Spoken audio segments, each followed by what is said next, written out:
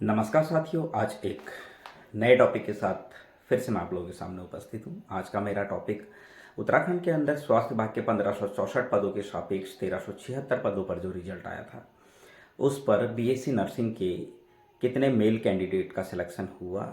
Year wise मैं सारी detail आप लोगों को दूंगा कि किस ईयर में कितने लोगों का सिलेक्शन हुआ और कितने लोग सेलेक्ट हो चुके हैं, कितने लोग बचे हैं, स्वास्थ्य विभाग में कितने लोग अभी और सेलेक्ट हो सकते हैं और बाकी मेडिकल कॉलेज में अभी कितने बैच आ सकते हैं। ये सारी जानकारी हम लोग आपस में शेयर करेंगे। साथियों, मैं जो भी जानकारी अपने चैनल पर डालता हूँ वो आंकड़े मैं लगभग उसके आसपास अराउंड मैं लगभग बता रहा हूँ। ये नहीं है कि बिल्कुल यही चीज़ें होंगी। हाँ, जो ये रिजल्ट वाले आंकड़े डाले हैं ये बिल्कुल सही है। ये रिजल्ट से ही मैंने सारा डाटा कलेक्ट किया है। बाकी आरटीआई के माध्यम से मैं डाटा मांगता हूँ और आरटीआई का ही जो जवाब मुझे मिलता है मैं वो जवाब आपके साथ शेयर करता हूँ। तो साथियों, शुरू करते हैं ज़्यादा टाइम वेस्ट ना करते हुए। तो साथियों, बीएससी नर्सिंग में जो सिलेक्शन हुए हैं मेल कैंडिडेट्स के, उनकी डिटेल मैं आपको बताता हूँ। मेल कैंडिडेट 2008 से शुरू हुए बीएससी नर्सिंग में। 2008 में सामान्य वर्ग के कैंडिडेट का सिलेक्शन हुआ और एससी, एसटी, ओबीसी और ईडब्ल्यूएस में कोई भी कैंडिडेट नहीं था। उसके बाद 2009 के 4 सामान्य वर्ग के मेल कैंडिडेट्स का सिलेक्शन हुआ। एक ओबीसी के मेल कैंडिडेट का सिलेक्शन हुआ, डिग्री धारक, और एससी, एसटी और ईडब्ल्यूएस में कोई भी कैंडिडेट नहीं था। 2010 की बात करें, 2010 में सामान्य वर्ग से 3 मेल डिग्री धारक कैंडिडेट का सिलेक्शन हुआ। एससी कैटेगरी से कोई नहीं, एसटी कैटेगरी से कोई नहीं। ओबीसी से 2 मेल डिग्री धारक कैंडिडेट का सिलेक्शन हुआ। ईडब्ल्यूएस से कोई भी कैंडिडेट नहीं था। बात करें वर्ष 2011 की, वर्ष 2011 में 9 मेल डिग्री धारक कैंडिडेट का सिलेक्शन हुआ सामान्य वर्ग से। अनुसूचित जाति एससी कैटेगरी से 2 मेल डिग्री धारक कैंडिडेट का सिलेक्शन हुआ। एसटी से कोई भी कैंडिडेट नहीं था। ओबीसी से 1 मेल डिग्री धारक कैंडिडेट का सिलेक्शन हुआ और ईडब्ल्यूएस से कोई भी कैंडिडेट नहीं था। बात करें वर्ष 2012 की, वर्ष 2012 में 6 मेल डिग्री धारक कैंडिडेट का सिलेक्शन हुआ। एससी कैटेगरी से कोई भी मेल कैंडिडेट नहीं था। एसटी कैटेगरी से कोई भी मेल कैंडिडेट नहीं था। ओबीसी से 1 मेल डिग्री धारक कैंडिडेट का सिलेक्शन हुआ और ईडब्ल्यूएस से कोई भी मेल डिग्री धारक कैंडिडेट नहीं था। साथियों, बात करते हैं वर्ष 2013 की। वर्ष 2013 में 6 मेल डिग्री धारक सामान्य वर्ग के मेल कैंडिडेट का सिलेक्शन हुआ और बाकी लोग रह गए। 2013 में जो है ये सिलेक्शन रुक गया था। 2013 के 6 लोगों का सिलेक्शन हुआ है, बाकी लोग अभी रुके हुए हैं। बात करें एससी कैटेगरी के 1 मेल कैंडिडेट का सिलेक्शन हुआ है। एसटी के कोई भी उम्मीदवार यहाँ पर नहीं थे।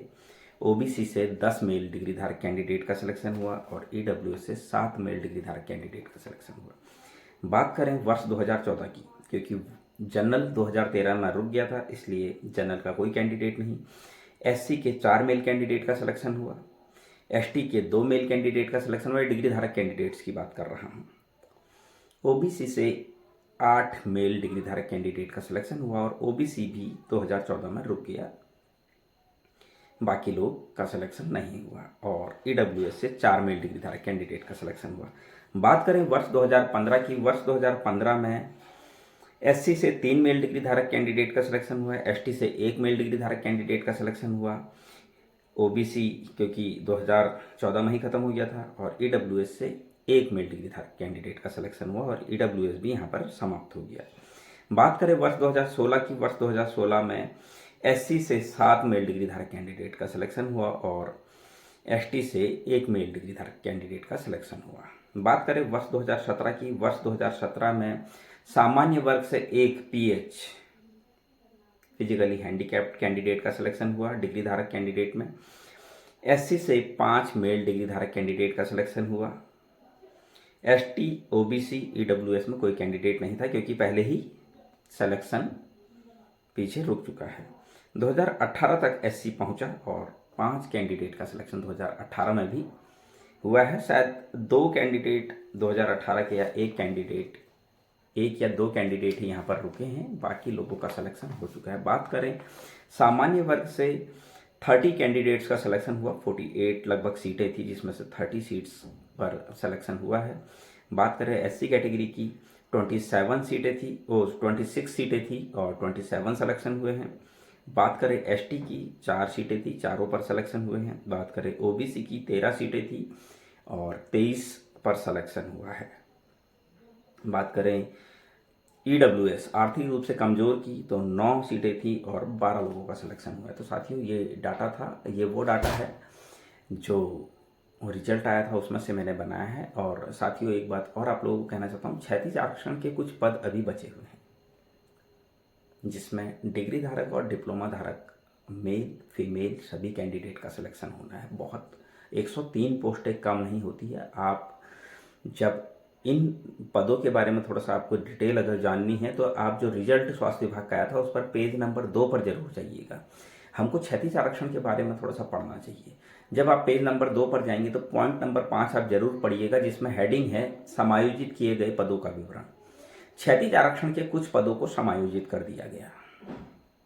अनाथ बच्चों के वो पद थे, वो क्षैतिज आरक्षण के तहत ही आते हैं और उसका पूरा डाटा दिया हुआ है कैसे कैसे उन पदों को समायोजित किया है। आप उसको पढ़िएगा ज़रूर, ये बहुत ज़रूरी जानकारी मैं आप लोगों को दे रहा हूँ। फिर पॉइंट नंबर 7 में आएंगे। क्षैतिज आरक्षण के तहत कुछ पदों को बैकलॉग बनाने की कोशिश की गई और बैकलॉग बनाने के लिए पॉइंट नंबर 7 में आप देखेंगे तो अग्रेनित किए गए पदों का विवरण, मतलब भविष्य के लिए सुरक्षित किए जा रहे हैं वो पद।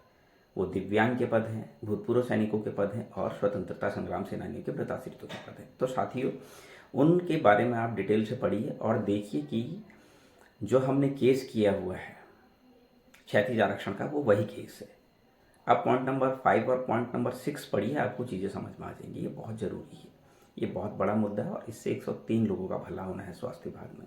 ये बहुत बड़ा आंकड़ा है साथियों, 103 परिवारों का भला। इसका मतलब आप समझिए 103 परिवार सक्षम हो जाएंगे और मेडिकल कॉलेज के लिए 103 बच्चे वो बचेंगे और 150 के करीब, मतलब लगभग हम 250 लोगों को सुरक्षित कर देंगे अगर हम क्षैतिज आरक्षण वाला केस जीत जाते हैं। साथियों मैं लगातार आप लोगों से एक ही निवेदन कर रहा हूं कि आप लोग हमें फाइनेंशियली सपोर्ट करें, अभी हमें आपकी ज़रूरत है। लगभग 250 लोगों के परिवार, 250 परिवारों का सवाल है। इन 250 परिवारों को सुरक्षित नौकरी दिलवाने का काम हम लोगों ने करना है, मिलकर करना है। बहुत सारे लोग, मैं अभी देख रहा था हमारे ही साथ का एक कोई शख्स बहुत गलत टिप्पणी, उसने एक बहुत गलत कमेंट किया था कि सिर्फ गर्ल्स के ही पीछे लगे हो, गर्ल्स का ही डाटा डाल रहे हो, बॉयज़ का डाटा क्यों नहीं डाल रहे हो। तो साथियों मैं आप लोगों से एक ही निवेदन करना चाहता हूँ, कुछ भी बोलें तो सोच समझ के बोलें। मेरे लिए सभी लोग बराबर हैं और मैंने डिप्लोमा बॉयज़ का डाटा डाल दिया था और उसके बाद डिग्री का जो डाटा है वो मैं तैयार कर रहा था और आज मैं इस डाटा को भी डाल रहा हूँ। ऐसा नहीं है, मैं सभी के लिए, मेरे लिए सभी लोग बराबर हैं, लेकिन जिस तरीके से कमेंट करने से पहले 10 बार सोचें। मुझे बड़ा फील हुआ कि उस शख्स ने इतनी, मतलब मानसिकता पता चलती है इंसान की कि कैसी मानसिकता में वो, कैसा उसका फैमिली बैकग्राउंड होगा और कैसे फैमिली से वो बिलोंग करता होगा। इस तरह की भाषा सोच समझकर आप कुछ भी अगर लिख रहे हैं तो बहुत सोच समझकर लिखें। कमेंट करने से पहले 10 बार सोचें क्या लिख रहे हैं। हमारे ही भाई बहन हैं जिनके बारे में मैं वीडियो बना रहा हूँ, जिनके लिए मैं वीडियो बना रहा हूँ, हमारा ही परिवार है, कोई बाहर के नहीं है। लेकिन जिस तरीके की आपका जो कमेंट था, बहुत गलत तरीके से आपने कमेंट किया था। इस तरह के कमेंट ना करें, काम के कमेंट करें जिससे कि सभी लोगों को फ़ायदा हो। उम्मीद करता हूँ साथियों आपको मेरी जानकारी पसंद आई होगी। आगे भी मैं इसी तरह की जानकारी आप लोगों के लिए लेके आता रहूँगा। तब तक के लिए धन्यवाद।